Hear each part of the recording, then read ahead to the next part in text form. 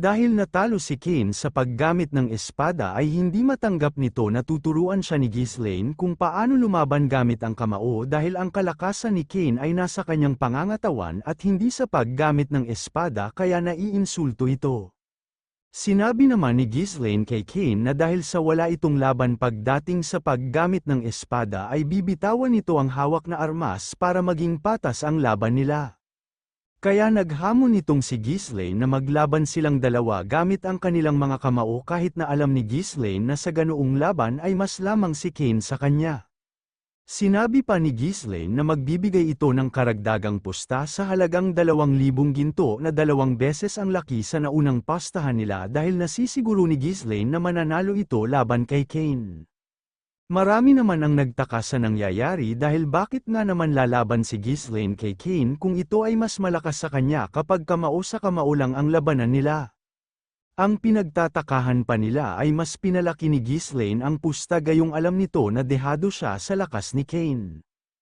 Ang iba naman ay iniisip na isa iyong duel kaya bakit pinalalaki pa ang pastahan kung mamamatay naman ang isa sa kanila.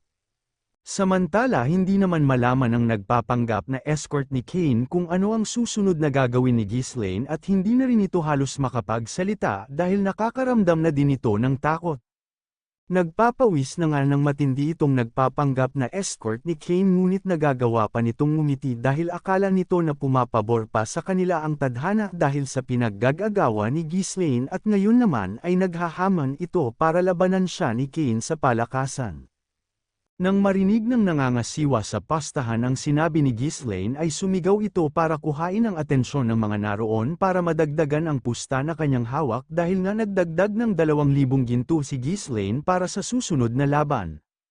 At nagkagulong muli sa lugar kung nasaan ang pastahan at marami pa ring pumusta sa panig ni Kane dahil nga kilala ito sa pagiging brutal sa pakikipaglaban gamit ang purong lakas ng katawan.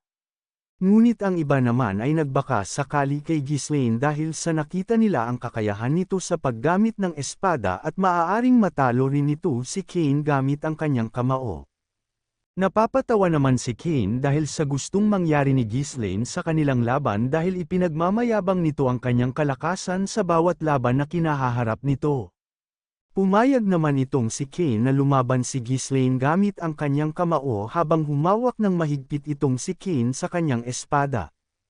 At ibinato niya ang kanyang balabal para mabawasan ang bigat sa katawan dahil ang gusto pala nitong gawin ay umatake gamit ang kanyang espada habang si Ghislaine naman ay nakatayo lang at hindi nito kinuha ang kanyang espada. Nag-alala naman si Belinda at napasigaw ito kay Ghislaine na kuhanin nito ang espada at lumaban kay Kane. At si Kane ay umatake na nga kay Ghislaine na may matinding pagnanasa na patayin ito. Inaasahan naman ni Ghislaine na mangyayari yun kaya kailangan niyang matalo itong si Kane sa lalong madaling panahon. Naglaban na ulit ang dalawa habang si Kane ay may espada at si Ghislaine naman ay kamaulang ang gamit nito at nakaiwas si Ghislaine sa atake ni Kane. Sa pag-iwas na yun ay mabilis na umabante si Ghislaine palapit kay Kane. Dahil sa posisyon ni Ghislaine ay nagawa nitong suntukin ang ibabang bahagi ng katawan ni Kane gamit ang kanyang kamao. Alam niyang hindi mapapatamba si Kane ng ganoon lang kaya aatake ulit si Ghislaine. Kaya sa pangalawang atake nito ay pinatanan na niya sa baba ni Kane ang kanyang kamao at kitang-kita ang lakas ng atake na yun. Kaya napaluhod ulit si Kane habang ang mga dugo na nagmula sa kanyang bunganga ay mabilis na tumutulo sa entablado. Habang nakaluhod ay hindi makapaniwala si Kane sa lakas na mayroon si Ghislaine at kung paano ito gumalaw habang nakikipaglaban. Nagsigawan naman ang mga manunood sa laban nila at sinabing napakagandang galaw ang ginawang atake ni Ghislaine kay Kane dahil nasaktan talaga ito. Sinabi naman ng iba na maaaring manalo talaga si Ghislaine sa laban na yun dahil walang magawa si Kane kay Ghislaine kahit na hindi naging patas ang laban nila. Samantala si Ghislaine ay nakatingin kay Kane at sinabi nito na tumayo si Kane dahil hindi pa nailalabas ni Ghislaine ang kanyang totoong lakas. Matapos sabihin ni Ghislaine yun ay tumayo si Kane habang galit na galit dahil hindi nito matanggap na halos pinaglalaroan lang siya ni Ghislaine. Kaya mabilis na umabante si Kane papunta kay Ghislaine habang gamit pa rin ito ang kanyang espada. Inatake niya si Ghislaine ng paulit-ulit ngunit paulit-ulit rin itong naiiwasan dahil mas mabilis si Ghislaine kumpara sa kanya. Iniisip naman ni Kane na noon ay hindi makatingin ng diretsyo itong si Ghislaine sa kanya sa tuwing nagpupunta siya sa per diem at madalas nagbibigay ng respeto kapag nakikita siya ni Ghislaine. Habang iniisip niya yon ay nahawakan siya ni Ghislaine sa braso at mabilis na sinipa sa tagiliran itong si Kane. Nasaktan ng husto si Kane sa ginawa ni Ghislaine sa kanya ngunit ang iniisip pa rin ni Kane sa oras na iyon ay kailangan niyang mapatay itong si Ghislaine para sa kinabukasan ng pamilya ng Lodges. Ngunit si Kane ay tinamaan ng mga suntok sa mukha at paulit-ulit itong nangyari hanggang sa hindi na makalaban itong si Kane sa dami ng kanyang natamo na suntok. Magang-magana nga ang mukha ni Kane habang ito ay nakaluhod ngunit si Kane ay nagpapakita ng katatagan kahit na siya ay halos wala nang makita at hindi na makalaban. Hindi nagtagal ay hinawakan ni Ghislaine ang buhok nitong si Kane at itinaas ang ulo nito habang sinasabi na naaawa si Ghislaine sa ama nitong si Kane at si Kane naman ay nagtataka kung bakit ito sinabi ni Ghislaine. Sinabi naman ni Ghislaine kung bakit siya ay naaawa sa ama nitong si Kane dahil tinulungan ni Count Lodges ang per diem noon hanggang sa ito ay malapit ng masira. Sinabi pa ni Ghislaine na ginawa iyon ng Count Lodges dahil sa ang ama ni Ghislaine at ama ni Kane ay magkaibigan. At malungkot nitong sinabi na si Kane ay sinira lang ang pagkakaibigan ng per diem at Lodges dahil sa pinaggagagawa nito. At sa kaunting oras na yun ay naintindihan ni Kane kung ano ang sinasabi ni Ghislaine sa kanya. Dahil naalala ni Kane ang nangyari noong isang taon na ang nakalipas habang nag-uusap si Kane at ang ama nito. Dahil sinabi nito sa kanyang ama kung bakit patuloy na nagpapadala ng support sa per diem. Sinabi pa nito na kahit na magkaibigan sila ni Count per diem ay mayroon din silang dapat harapin na problema sa kanilang nasasakupan at patuloy pa rin itong namumuhunan sa lugar na unti-unting natutuyo na parang isang lalagyan na may lamat at kapag nalagyan ng tubig ay tumatagas lang. Naiinis pa nitong sinabi sa kanyang ama sa mga panahon na iyon na kakabalik lang nito sa Lodges State ngunit aalis agad ito patungo sa per diem para tulungan sila. Kahit na anong sabihin ni Kane noon ay patuloy pa rin ang ama niya sa paglalakad papuntang per diem. Kaya sinabi ni Kane na huwag na itong umalis dahil hindi lang siya ang pumipigil sa ama ngunit bakit gusto pa rin itong tumulong sa per diem. Sumagot naman ang kanyang ama at sinabi nito na dahil siya at ang Count per diem ay totoong magkaibigan. Natauhan na nga sa mga oras na iyon si Kane at naintindihan na nito ang gustong ipaunawa ni Ghislaine sa kanya. Ngunit nakita nito na si Ghislaine ay magbibigay muli ng isang suntok at halatang malakas ito na maaaring makapagpawala na ng kanyang malay. Dahil sa wala na siyang magagawa sa pagkakataon na iyon ay pumikit na lang ito at hinintay ang pagtama ng suntok ni Ghislaine sa kanya. Ngunit sinabi ni Ghislaine kay Kane kung sapat na ang pagtuturo nito sa kanya at nang marinig iyon ay napadilat si Kane dahil itinigil ni Ghislaine ang suntok nito. Sa pagdilat ng mata ni Kane ay nakita nito na inaabot ni Ghislaine ang kanyang kamay para tulungang tumayo si Kane.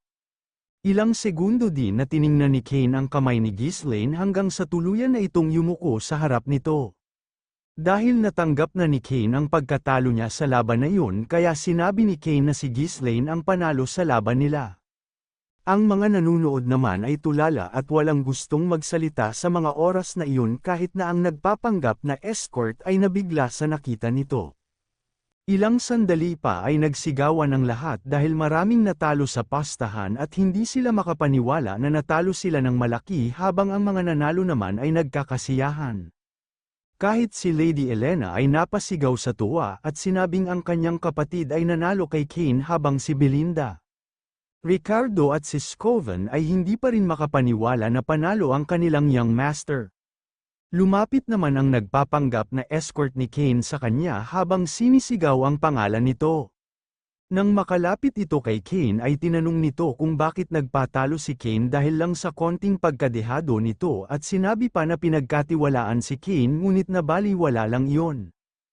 Tumayo naman si Kane at sinabi sa nagpapanggap na escort na pabayaan siya dahil tapos na ang lahat. Galit na itong nagpapanggap na escort ni Kane ngunit wala siyang magawa sa mga oras na iyon. Dahil sa alam ni Ghislaine na nasa paligid lang ang kalaban nito noong nakaraang buhay niya ay mabilis na nahalata nito ang nagpapanggap na escort ni Kane.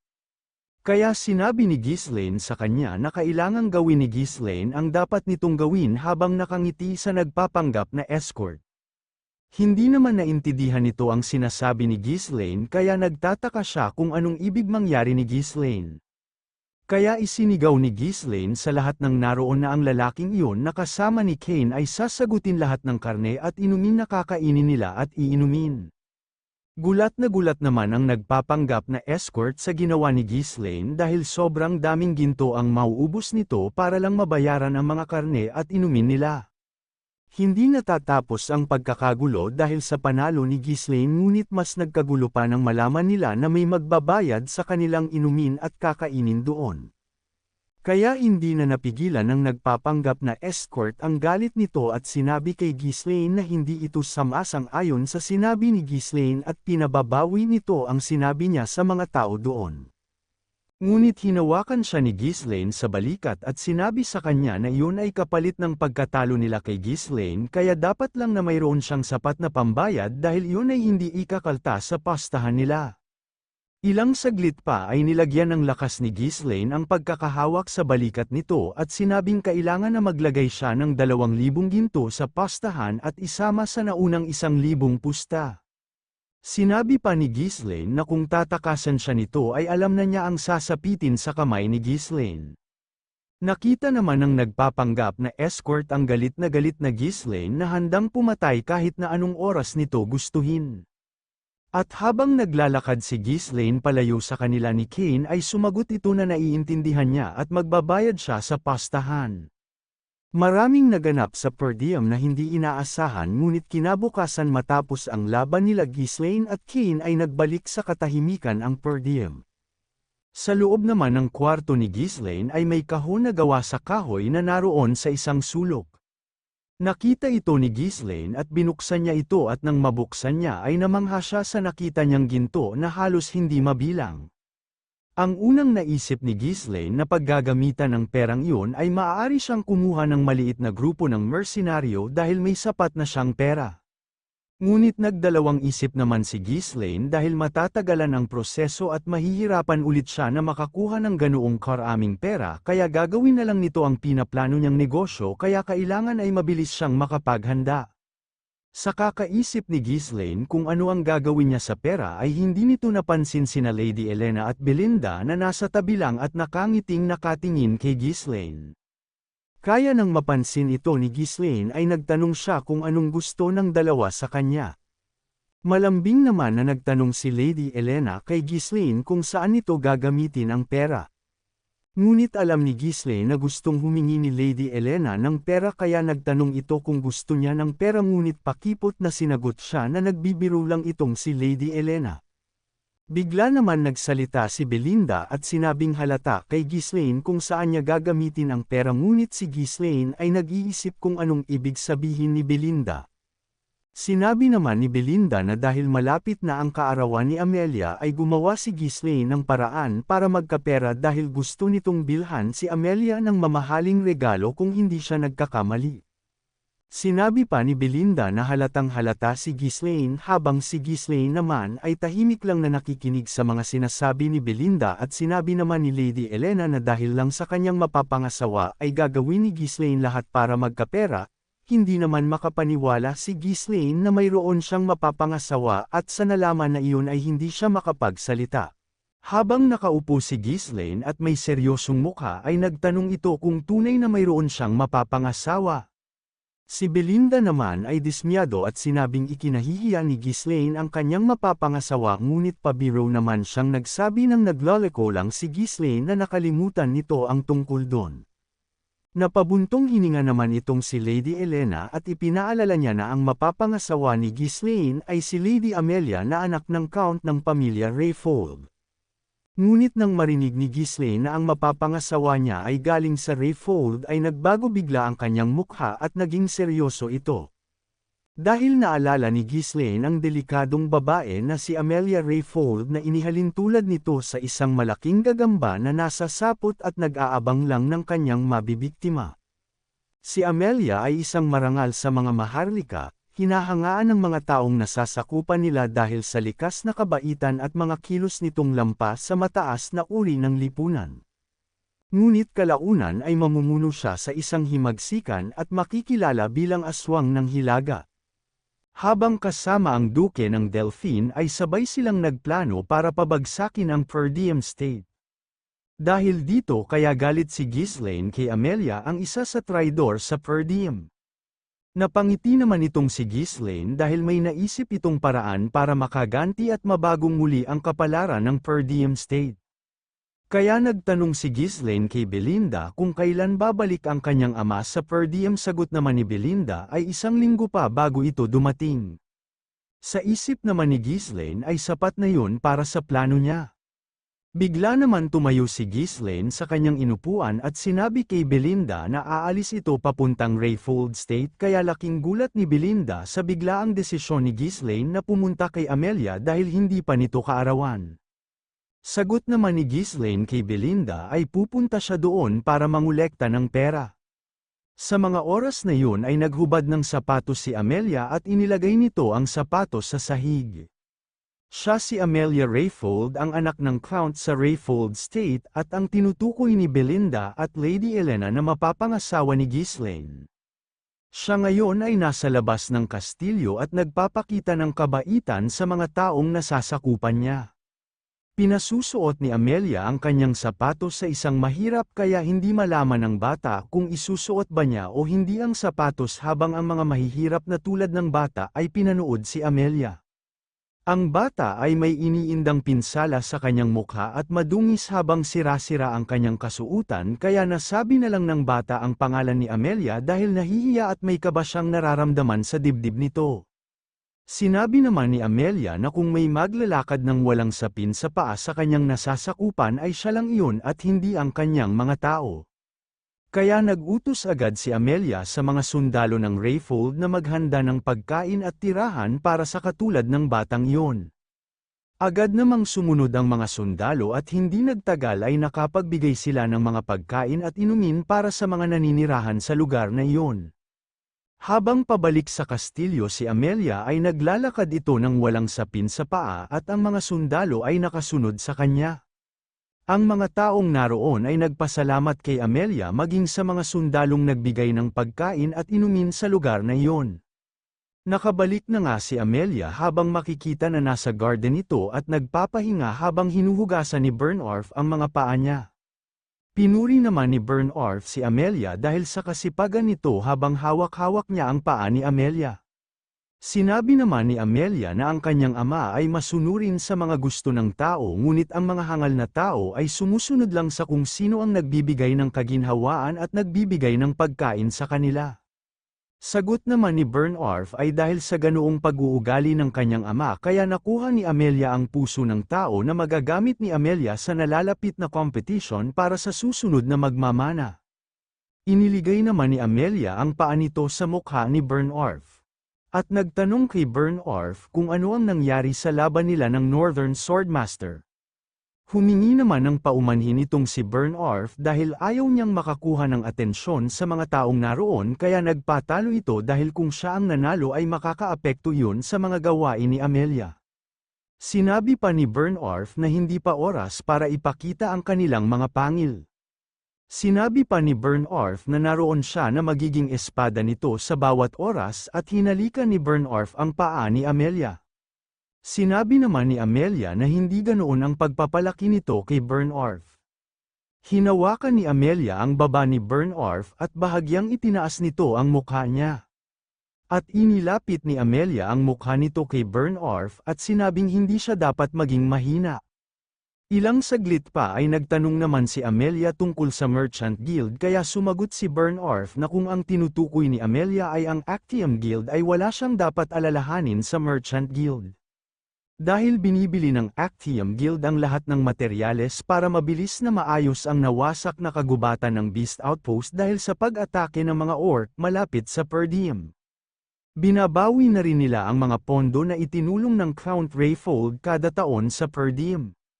Sinabi pa ni Bernarf na nakakahikayat sila ng mga sundalo para umalis sa Perdium at karamihan sa mga ito ay nasanay sa pakikipaglaban sa mga barbarian. Sinabi naman ni Amelia kay Bernarf na ipagpatuloy lang ang kanyang pagiging ordinaryong merchant guild hanggang sa maging handa sila kaya hindi dapat malaman ng iba ang kanilang mga ginagawa. May dumating naman na isang mensahero kila Amelia at Bernarf at humingi ito ng paumanhin sa kanyang paggambala sa kanilang dalawa. Kinausap naman ni Bernarf ang mensahero at tinanong nito kung sino ang nagpapasok sa kanya doon. Hindi sumagot ang mensahero ngunit sinabi nito na ang utos ay galing sa mga bantay na sundalo sa gate dahil sinaroon si Ghislaine para bumisita. Nagtataka naman si Amelia kung bakit naroon si Ghislaine dahil hindi niya ito inaasahan. Sinabi naman ng mensahero na naparoon si Ghislaine para pag-usapan ang tungkol sa Merchant Guild. Nang marinig nila Amelia at Bernarf ang sinabi ng mensahero ay biglang nagbago ang kanilang mga mukha at naging seryoso. Ilang saglit pa ay nagkita na sila Amelia at Ghislaine sa loob ng kwarto para sa mga bisita. Si Ghislaine naman ay bumati kay Amelia na may ngiti sa kanyang mukha. Ngunit si Amelia ay hindi natutuwa sa pagdating ni Ghislaine maging ang pusa nito ay nagagalit. Hindi nagtagal ay tumayo si Amelia at sinabi kay Ghislaine na kung wala siyang pinag-aralan dahil isang kabastusan para sa mga marangyang tao ang ganoong pag-uugali dahil nagpunta siya doon nang wala man lang pasabi. Sumagot naman si Ghislaine at sinabing malapit na ang kaarawan nito kaya gusto sana ni Ghislaine na sorpresahin niya si Amelia ng isang regalo. Naglagay naman ng isang bulaklak si Ghislaine sa lamesa at sinabing pinitas niya ito mula sa Merchant Guild dahil mabango ang amoy ng bulaklak kaya balak niyang bumili doon. Sinabi pa ni Ghislaine na ang pangalan ng Merchant Guild na yun ay ang Arcsham Merchant Guild. Tumayo muli si Amelia dahil hindi niya alam ang gustong iparating ni Ghislaine sa kanya kaya gusto na nitong umalis at nagpaalam na kay Ghislaine.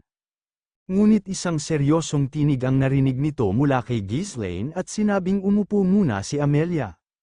Kaya natigilan si Amelia sa pag-alis dahil may pressure siyang nararamdaman mula sa isang dating makulit at hindi makapagsalitang lalaki kapag mag-uusap sila. Kaya sinabi na ni Ghislaine na kailangan niya ng pera kaya humihingi ito kay Amelia ng 10,000 ginto. Hindi naman makapaniwala si Amelia na nagpunta si Ghislaine doon para lang humingi ng pera sa kanyang mapapangasawa at tanong pa nito na kung iyon ay kagustuhan ng ama ni Ghislaine.